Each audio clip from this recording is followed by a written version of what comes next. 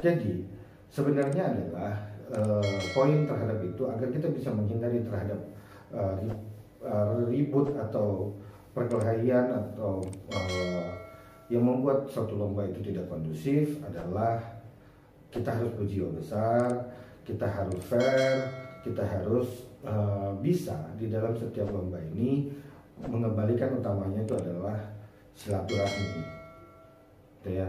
Tidak perlu harus ribut, tidak perlu harus marah-marah, tidak perlu harus bagaimana gimana ya. Artinya cobalah datangin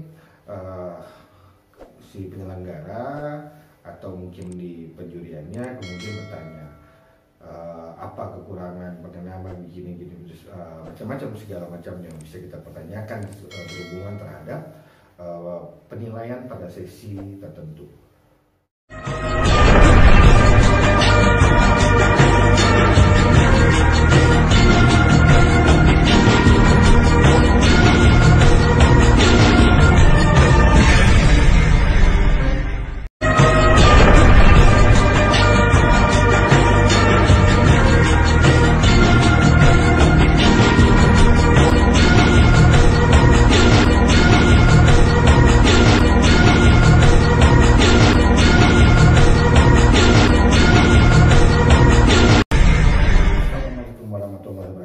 Jumpa lagi kita di Kristal Indonesia Channel. Oke, buat sobat Kristal semuanya, kali ini kita akan membahas apa saja yang sudah kita lewatin selama tahun 2020 di dunia perburungan, khususnya di Indonesia, dan apa yang akan kita alami di tahun 2021. Ya sobat Kristal tahu, kita semuanya tahu bahwa 2020 akan segera usai dan kita akan menyambut 2021. Apa saja yang akan kita alami? Apa saja harapan kita di 2021 nanti? Ikutin terus, jangan lupa untuk selalu like, comment, and subscribe hanya di Kristal Indonesia Channel. Oke, buat sobat Kristal, kita tahu bahwa 2020 banyak sekali yang kita alami. Banyak kejadian-kejadian di dunia perburungan, khususnya yang ada di Indonesia. Apa saja yang telah kita lewati 2020? Salah satunya adalah lomba-lomba burung nasional. Dan tingkat nasional itu banyak yang dilakukan, namun ada beberapa catatan yang memang harus kita sikapin bersama. Salah satunya adalah beberapa kali gelaran yang terjadi keributan, baik antara pemain atau pada kontestan maupun antara penyelenggara. Apa saja sih sebenarnya penyebabnya daripada keributan-keributan kayak gitu ya? Kalau menurut saya itu ada beberapa faktor yang membuat kita atau sebagian orang mengalami terhadap keributan-keributan yang ada di lomba burung. Salah satunya adalah rasa ketidakpuasan si kontestan terhadap penjurian umpamanya, atau persaingan antara kontestan. Ada yang memang berpikiran bahwa burungnya lebih layak tapi tidak dipantau, atau istilahnya adalah digoreng gitu ya, atau tidak terpantau, atau macam-macam gitu ya. Seperti apa yang kita bahas kemarin itu, ada hubungan terhadap odengan dan sebagainya. Ada juga ambisi melihat burung sendiri gitu ya. Banyak faktor-faktor yang ini. Jadi sebenarnya adalah poin terhadap itu agar kita bisa menghindari terhadap ribut atau perkelahian atau yang membuat suatu lomba itu tidak kondusif adalah kita harus berjiwa besar, kita harus fair, kita harus bisa di dalam setiap lomba ini mengembalikan utamanya itu adalah silaturahmi, gitu ya. Silaturahmi dalam mencapai atau meraih prestasi. Kita persiapkan burung-burung jagoan kita untuk turun ke lomba nasional. Dan kita juga bagi para penyelenggara juga memberikan yang terbaik bagi kontestan, gitu ya. Mengutamakan terhadap fair play ininya atau transparan. Sehingga kegiatan-kegiatan lomba burung ini akan jauh lebih menarik dilaksanakan, gitu ya, agar kondusif, kita silaturahmi, kemudian kita juga bisa melihat, oh ya burungku kurang layak di sini, oh burungku ini, gitu ya. Dan terus kemudian gimana kalau ada suatu ketidakpuasan terhadap kontestan? Sebenarnya setiap penyelenggara itu memberikan waktu atau memberikan tempat jika kontes, dan di sana para petugas penjurian itu akan mencoba memberikan alasan-alasan, memberikan poin-poin, memberikan penilaian-penilaian mereka terhadap sesi itu. Kenapa? Karena sebagian mereka memiliki catatan atau data di dalam penilaian tersebut. Jadi tidak perlu harus marah-marah, tidak perlu harus anarkis dan sebagainya, apalagi sampai menendang bangku dan sebagainya. Itu akhirnya akan merugikan kita semuanya. Nah, disinilah kerjasama antara kontestan, penyelenggara dan penjurian untuk memberikan sesuatu hal yang terbaik. Sobat Kristal, selain itu apa saja yang kita alami lagi selain kondisi-kondisi ini? Adalah masa COVID-19, di mana selama tahun 2020 secara keseluruhan kurang lebih sekitar bulan Maret sampai Desember itu kita melanda COVID-19 di Indonesia. Sehingga apa? Sehingga banyak gelaran-gelaran nasional yang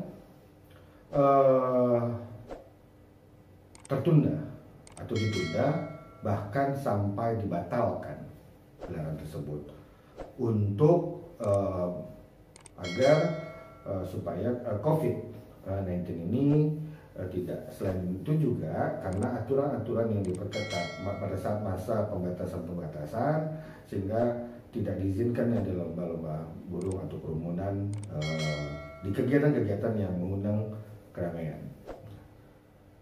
Namun pada bulan sekitar mungkin bulan Juli atau Agustus, nah itu ada pelonggaran sehingga teman-teman semuanya mulai untuk mengadakan kegiatan-kegiatan, ada yang kecil atau latbar ya, atau latpres, atau lomba-lomba regional. Ada juga organisasi-organisasi yang melaksanakan kegiatan di lomba-lomba nasional. Tapi tentu semua kegiatan-kegiatan itu tetap mengacu terhadap protokol kesehatan, karena itu adalah syarat untuk melaksanakan kegiatan. Tapi kegiatan-kegiatan tersebut kebanyakan adalah bahwa tidak terlalu booming ya, tidak terlalu wah, tidak terlalu ini, karena bisa saja sebagian kicomania untuk tidak hadir atau tidak datang karena khawatir ada COVID-19 ini. Gitu. Nah, 2021 kita akan memasuki pada Januari bulan depan sudah banyak organisasi-organisasi atau penyelenggara-penyelenggara sudah mempersiapkan semua kegiatan-kegiatan mereka. Salah satu contohnya adalah BNR yang awalnya ditunda di 2020,